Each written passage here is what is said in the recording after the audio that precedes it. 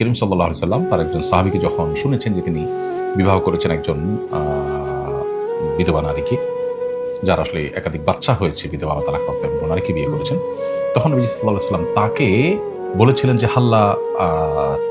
হাল্লা বিকরান তুলাইবুহা ওয়া তুলাইবুক, তুমি কেন একজন কুমারী নারীকে বিয়ে করোনি? তাহলে সেক্ষেত্রে তোমাদের পারস্পরিক বোঝাপড়া ভালো হতো।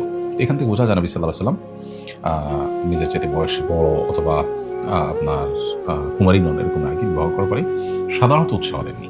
তবে নবী সাল্লাল্লাহু আলাইহি সাল্লাম নিজে এমন নারীকে বিবাহ করেছেন যিনি কুমারী নন, আবার সাহাবীরা অনেকে করেছেন। এখান থেকে বোঝা যায় কাউকে যদি আপনি বয়সে আপনার চাইতে বেশি হয় বা তালাকপ্রাপ্তা বা তার সন্তান-সন্ততি আছে, এরকম নারীকে আপনি বিবাহ করেন, এই জায়গা থেকে যে তিনি আশ্রয়হীন কিংবা আ তার বিবাহ হয়তো হচ্ছে না, সেই জায়গা থেকে আপনি তার প্রতি আন্তরিকতা বা সহমর্মিতা প্রদর্শন করতে গিয়ে যদি তাকে বিয়ে করেন, সে কারণে সেটা আবার উত্তম হবে। সেটা হবে আপনার ওই সহমর্মিতার মানসিকতার কারণে সওয়াবটা বেশি হবে, সেটা ভিন্ন বিষয়।